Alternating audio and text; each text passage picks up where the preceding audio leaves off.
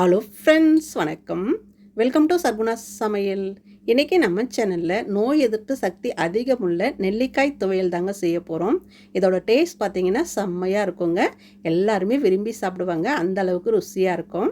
இதை பார்த்திங்கன்னா சுட சுட சாதத்தில் போட்டு பிசைஞ்சி சாப்பிட செம்மையாக இருக்கும். சுட சுட இட்லி தோசை கூட கூட சாப்பிட்லாம். சாம்பார் சாதம் தயிர் சாதம் கூட கூட வச்சு சாப்பிட்லாம், அந்த அளவுக்கு ருசியாக இருக்கும்.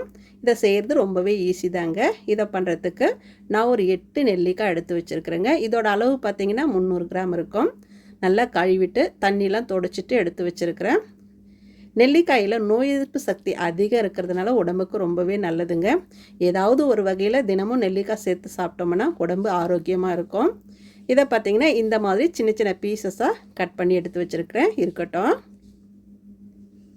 அடுத்ததாக அடுப்பை பற்ற வச்சுட்டு ஒரு கடாய் வச்சுக்கோங்க. அதில் 2 டேபிள் ஸ்பூன் நல்லெண்ணெய் ஊற்றிக்கலாம். எண்ணெய் சூடானதும் 1 டேபிள் ஸ்பூன் கடலை பருப்பு சேர்த்துக்கலாங்க. கூடவே 1 டேபிள் ஸ்பூன் உளுந்த பருப்பு சேர்த்துக்கலாம். அடுப்பை மீடியம் ஃப்ளேமில் வச்சுட்டு நல்ல வாசனை வர வரையும், நல்லா செவந்து வாசனை வர வரையும் நம்ம வறுத்து எடுத்துக்கலாம்.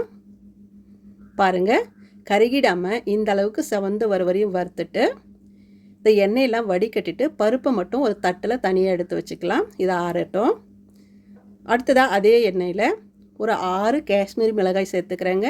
இது காரம் குறைவாக இருக்கும், ஆனால் கலர்ஃபுல்லாக இருக்கும். 3 நாட்டு காய்ந்த மிளகாய் சேர்த்துக்கிறேங்க.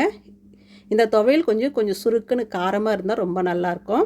உங்கள் காரத்துக்கு தகுந்த மாதிரி மிளகாயை கூட குறைச்சி பார்த்து சேர்த்துக்கங்க. இந்த மிளகாய் பார்த்திங்கன்னா இந்த அளவுக்கு நல்லா வறுபட்டதும் இதையும் எடுத்துகிட்டு அந்த பருப்போடவே சேர்த்து வச்சுடுங்க. இருக்கட்டும். அடுத்ததாக அதே எண்ணெயில் ஒரு 25லேருந்து 30 சின்ன வெங்காயத்தை தோலெல்லாம் உரிச்சிட்டு எடுத்து வச்சுருக்கிறேன். அதை சேர்த்துக்கலாம். கொஞ்சம் சின்ன சின்னதாக இருக்கிறதுனால நான் ஒரு 30 சின்ன வெங்காயம் எடுத்துருக்கிறேன். பெரிய சின்ன வெங்காயமாக இருந்ததுன்னா ஒரு 20லேருந்து 25 வரையும் எடுத்துக்கோங்க. இதுக்கு பதிலாக நீங்கள் பெரிய வெங்காயம் கூட ஒரு 2 வெங்காயம் சேர்த்துக்கலாங்க. கூடவே ஒரு 6 பல் பூண்டு சேர்த்துக்கங்க. சேர்த்துட்டு அது கூடவே நாம் கட் பண்ணி வச்சோம் இல்லைங்களா நெல்லிக்காய், அதையும் சேர்த்துக்கலாம். கூடவே ஒரு கத்து கருவேப்பிலையும் சேர்த்துட்டு இந்த நெல்லிக்காய் நல்லா வதங்கி கலர் மாதிரி வர வரையும் வதக்கிக்கலாம். பாருங்கள், நெல்லிக்காய் நல்லா வதங்கிடுச்சு. இந்த டைமில் மீடியம் சைஸில் ஒரு நெல்லிக்காய் சைஸ் புளியை அப்படியே பிச்சு போட்டுக்கோங்க. போட்டுட்டு ஒரு 30 செகண்ட் வதக்கிட்டு அடுப்பை ஆஃப் பண்ணிவிட்டு அப்படியே ஆற வச்சிடலாம். ஆறட்டும். நல்லா ஆறின பிறகு ஒரு மிக்ஸி ஜார் எடுத்து வச்சுக்கோங்க. அதில் நாம் வறுத்து வச்ச பருப்பு வகைகளையும் மிளகாயும் சேர்த்துக்கலாம். சேர்த்துட்டு கொஞ்சம் கொரகொரப்பாக அரைச்சி எடுத்துகிட்டு வந்துடலாங்க. பாருங்கள், இந்த அளவுக்கு கொரகொரப்பாக அரைச்சா போதும். இப்போ இது கூடவே நாம் வதக்க வச்சோம் இல்லைங்களா நெல்லிக்காய் வெங்காயம் பூண்டு, அதையும் சேர்த்துக்கலாம். சேர்த்துட்டு இது கூடவே 1 டேபிள் ஸ்பூன் வெல்லம் சேர்த்துக்கலாங்க.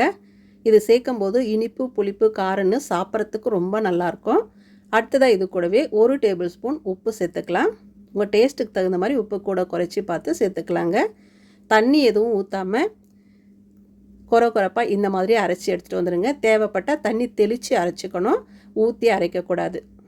பாருங்கள், எடுத்தால் இந்த மாதிரி உருண்டையாக வரணும், இலகி போகாமல் இந்த மாதிரி உருண்டையாக வரணும். கெட்டியாக இருக்கிற மாதிரி பார்த்து அரைச்சி எடுத்துக்கோங்க.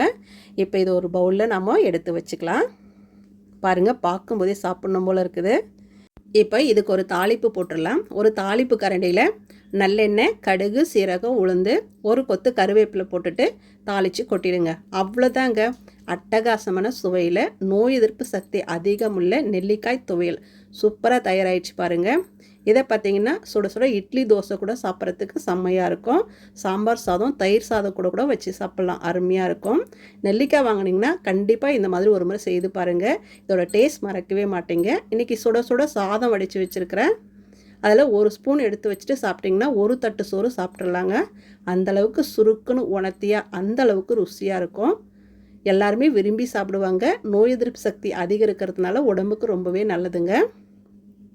இதே மாதிரி நீங்களும் செய்து பாருங்கள். செய்து பார்த்துட்டு எப்படி வந்ததுன்னு கமெண்ட்டில் சொல்லுங்கள்.